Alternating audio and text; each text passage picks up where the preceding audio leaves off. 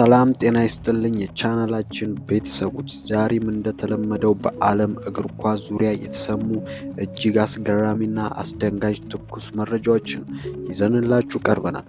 በተለይም የእንግሊዝ ፕሪሚየር ሊግ ኃያላኑ አርሰናልና ማንቸስተር ዩናይትድ በዝውውር ገበያው ላይ እያደረጉት ያለውን እልህ አስጨራሽ ፉክክርናም የያዙትን እቅድ መላውን የስፖርት ዓለም እያስገረመ ይገኛል።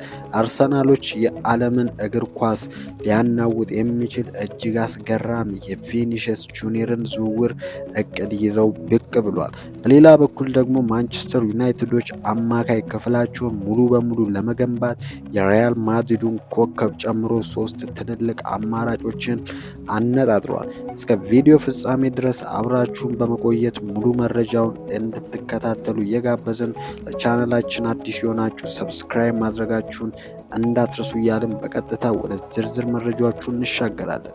በመጀመሪያም የምንጀምረው በሰሜን ለንደኑ ክለብ አርሰናል ነው። በአሁኑ ሰዓት በመላው ዓለም የስፖርት ሚዲያዎች ላይ ትልቅ መነጋገሪያ ሆኖ የሰነበተው ዜና መድፈኞቹ የሪያል ማድሪድን እጅግ ፈጣንና ክህሎት የተሞላበትን የፊት መስመር ተጫዋች ቪኒሺየስ ጁኒየርን ለማስፈረም እያጤኑት ያለው እቅድ ነው። ይህ ወሬ መጀመሪያ ላይ የማይታመን ቢመስልም አሁን ላይ የወጡ መረጃዎች እንደሚያመለክቱት ብራዚላዊው ኮከብ ከሪያል ማድሪድ ጋር ያለው ኮንትራት ሊጠናቀቅ 12 ወራት ብቻ ነው የቀሩት።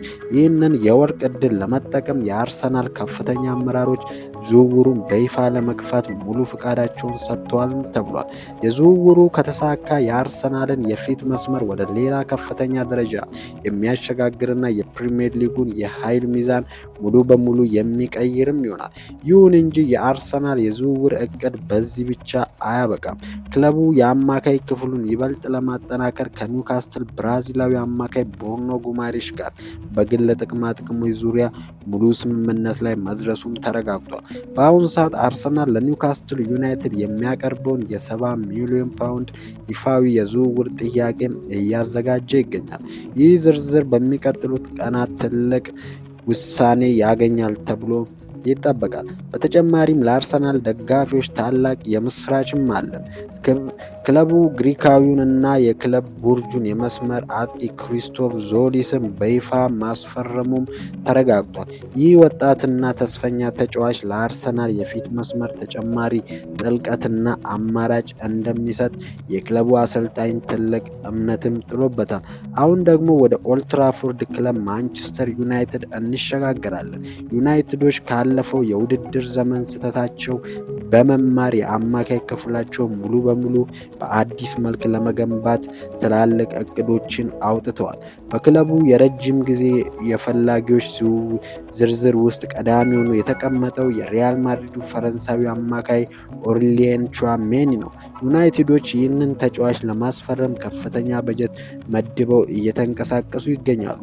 ነገር ግን ይህ ዝውውር ካልተሳካ ክለቡ ሌሎች 2 አማራጮችንም አዘጋጅቷል።